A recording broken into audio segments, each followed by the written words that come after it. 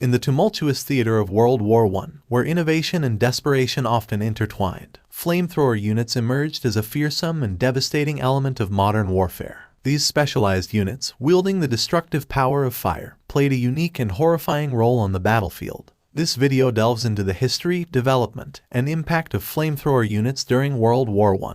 The birth of flamethrowers. The concept of using fire as a weapon dates back centuries, but it was during World War I that flamethrowers were first introduced on a large scale. The German army was the pioneer in deploying flamethrowers, recognizing their potential for breaking through enemy trenches and instilling terror among the opposing forces. The initial flamethrower models were large, unwieldy devices carried on the backs of soldiers. Operation and structure. Flamethrower units typically consisted of soldiers trained to handle these specialized weapons. The flamethrower apparatus comprised a fuel tank, typically filled with a mixture of oil and gasoline, connected to a nozzle and ignition system. The soldiers carrying the flamethrowers, known as flamethrower operators or flamethrower troops, had the dangerous and daunting task of approaching enemy positions to unleash torrents of fire upon them. The psychological impact. Beyond their physical lethality, flamethrowers were unparalleled in their psychological impact on the battlefield. The sight of towering jets of flame surging towards enemy trenches struck fear into the hearts of soldiers. The looming threat of immolation, the intense heat,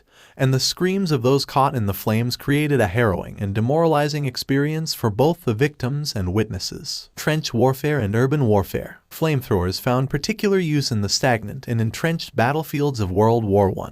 In trench warfare, where traditional methods of assault often resulted in costly stalemates, flamethrowers offered a means to flush out entrenched defenders. Urban warfare, with its narrow streets and fortified buildings, provided another environment where flamethrowers could be especially effective in dislodging entrenched enemy forces. Notable deployments. 1. First use at Hooge. The German army first deployed flamethrowers on a large scale during the Battle of Hooge in 1915. The shock and horror caused by these weapons were immediate and profound. 2. Canadian success at Courcelette.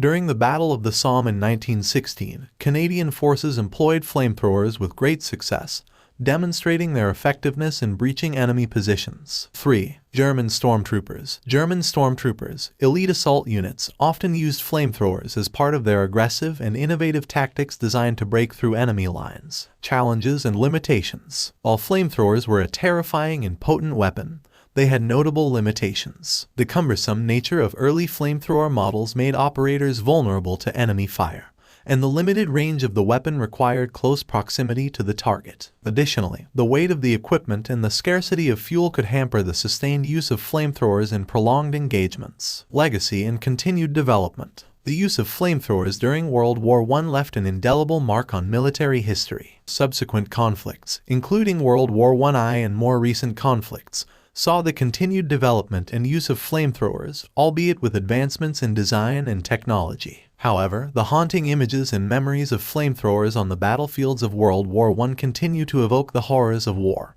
and the extremes to which military technology can be pushed in the pursuit of victory.